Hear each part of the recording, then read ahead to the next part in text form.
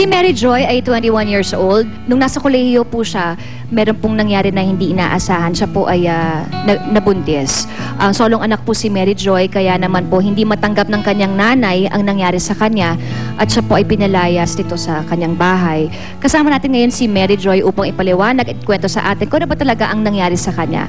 At malalaman natin kung siya ba ay gustong humingi ng tawad sa kanyang nanay. Mary Joy, magandang umaga sa'yo. Magandang umaga rin po. Mary Joy, kwentuhan mo kami.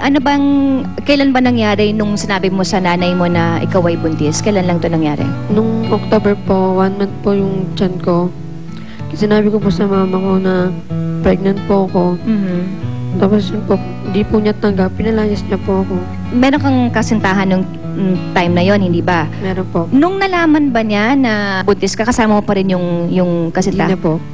Naghiwalay na rin kayo? Opo, nung sinabi ko po sa kanya na buntis po ako. Anong sinabi niya? Hindi niya raw po kaya. Tsaka nag-aaral para po siya. Nag-aaral? Okay. Mary Joy, gusto ko muna malaman yung relationship mo with your mother. Gaano ba kayo ka-close? Nung namatay po yung tatay ko, kumbaga sila rin po yung naging tatay at nanay ko po. Tapos sa lahat po ng problema, siya po yung ano ko. Tinatakbuhan? Opo. So, very open ang communication lines Opo. niyo ng close ka sa nanay mo talaga. Nasasabi mo sa kanya lahat. Alam ba ng nanay mo na may boyfriend ka noon? Hindi po. So hindi doon niya pa lang, alam. may tinago ka na sa nanay mo? Opo, kasi po, Bakit hindi mo pinalam sa nanay mo na meron ka ng boyfriend? nagagalit po kasi siya eh. Tsaka gusto niya po makagraduate po ako bago po ako magkaroon ng boyfriend. Ano ba kinukuha mo? Marketing management po. Anong year ka na ba? Dapat po, third year po, itong So, nung nangyari ito, second year college siya noon. Okay. Hindi mo ba naintindihan yung nanay mo kung bakit hindi ka niya pinagbo-boyfriend? Bakit hindi ka nakapaghintay na matapos ng pag-aaral? Ano na ngayon ang gusto mong mangyari? Gusto mo bang humingi ng tawad sa iyong nanay? Kaya ka nandito? Opo. Matagal na ba kayo hindi nagkikita? Mga 5 months na po. 5 months, kaya hindi nakikita ng nanay mo. Opo. Siguro sa ngayon, tatay, tawagin na natin kasi nandito ngayong umaga, makakasama rin po natin this morning, yung kanyang naging nobyo nung last year. So tawagin na natin ngayon si Rodrigo. Ito si Rodrigo, ang ama ng pinagbubuntis ngayon ni Mary Joy. Dahil kapwa bata pa sila, natakot si Rodrigo sa kanyang responsibilidad. Kaya siya ay nagtago at di na nagpakita pa sa girlfriend niyang si Mary Joy. Ngayon muli silang magkikita at pakinggan natin ang kanyang saloobin. Mga kapuso, simula po nung nalaman ni Rodrigo na buntis si Mary Joy, hindi na po sila nakita noon. So, gaano kayo katagal na hindi nakita? 6 months na. Good morning, Rodrigo. Morning po. Anong reaction mo ngayon na nandito siya, Mary Joy? Sakit po. Gano'n na ba kayo katagal ng nag-steady bilang magkasintahan? Tagal na rin po, mga 2 months. Mga 2 months. Pero yung mga panahon na yun, nag-I love you-han kayo sa isa't isa. Oo. So bakit mo siya biglang iniwan? Yung sa takot ko lang po na na yung ipagpatigil ako sa pag-aaral ng nanay ko. Kasi 2 years na lang po akong mag-aaral, nakapagtapos na rin naman ako eh. Pero mga magulang mo ba alam na ngayon na magkakaanak ka? Alam niyo, kaya po nga po, sabi niya kung makikisama ko rin, patitigil din sa pag-aaral mo.